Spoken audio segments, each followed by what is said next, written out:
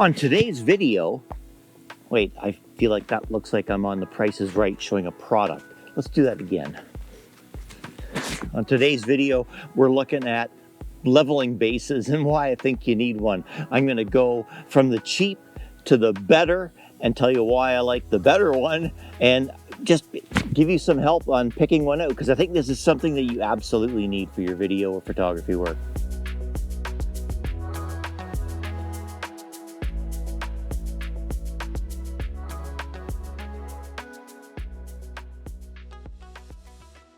All right, let's take a look at these leveling bases from cheap to better.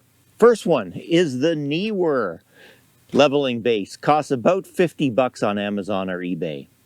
On the surface, this inexpensive Neewer leveling base looks pretty good. It's all metal. There's nothing cheap about it. It just has a few things that I don't like about it. So this right here, the ball head mount, is a 1/4 inch one instead of a 3/8. So I always have to use an adapter on this one to attach it to other things.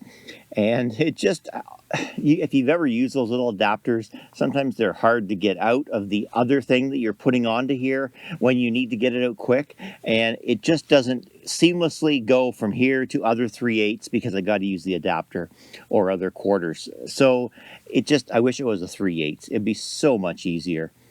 This one has a little level here, which I never use anyways, but they have it. But here's the problem. Look at this adjusting. See how it hits? So it's hitting the actual level. Now you can pull this out and rotate it, but still, they should have made it so it didn't attach there. I do find this one is not as smooth for just rotation. It's a little bit more jerky. But I'll tell you, I've used this one for 10 years, and it has served me very well over the years. It was my first one, and because of this, I loved this one so much, it made me upgrade to a better one. The second leveling base is built right into the tripod. It's the iFootage Gazelle, and it has the leveling base built right in. And we're going to dive in and take a look at why this one's a pretty good one. Just a couple of things I don't like about it. This is the leveling ball head that's built right into the iFootage Gazelle TA6S, which is my favorite tripod. Another video for another day. This ball head, leveling base I should say, is really nice and smooth. It actually has a lever that you use to loosen it and then move it around. Not too bad. Once it's loose, it's really easy to move it around. Then you clamp it shut. The one thing I have found though is that this lever does need adjustment over time because it does get a bit loose, but it's easy to make it tighter again. That actually is not part of the leveling base, part of the tripod, just in case you were wondering. One interesting note about this one uses this lever here. Well, they actually used to have the locking mechanism that my Leofoto has. So I'm going to show you that in a minute. This one has a 3/8 mount, unlike the cheap one that only had a 1/4. So this one, all my ball heads can go right on it right away. My mini sliders can go on it right away. It fits with all the other things in my ecosystem to quickly mount it. And that makes a huge difference to me. It's all metal. It even has a nice rubber pad on the top here, which just helps to cinch whatever you're putting on top of it nice and tight so it won't slip.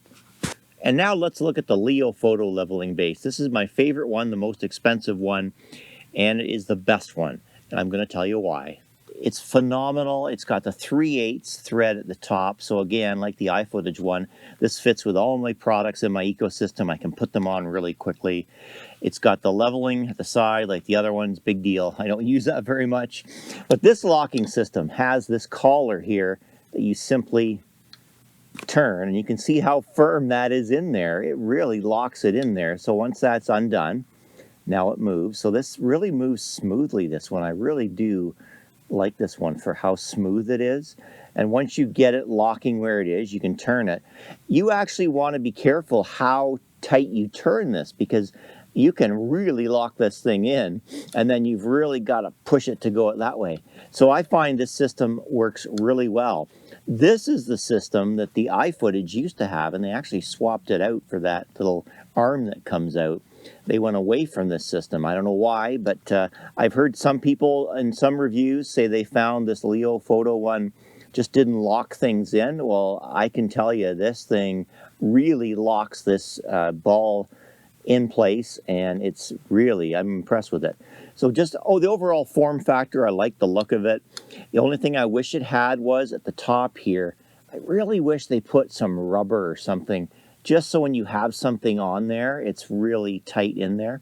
But overall, the locking system on this one wins for me. The smoothness of the leveling base works for me, and it seems to just be a little smaller form factor, which I really like for putting in my backpack. So this was $110. I think it was worth it, and it's got little features that I just like over the other two, especially the budget Neewer. That's this week's budget gear in 2 minutes. My favorite leveling base is the Leofoto LB60N. It's for my micro tripod. I use it to put my slider on top of it, and I use it for macro photography. My second favorite leveling base is built right into my iFootage Gazelle. And if you are looking at one, look for tripods that have them built into. It might actually save you money than trying to buy the tripod and the leveling base separately. That's my tip for today. Hey, stay well, stay safe. We'll see you in the next video.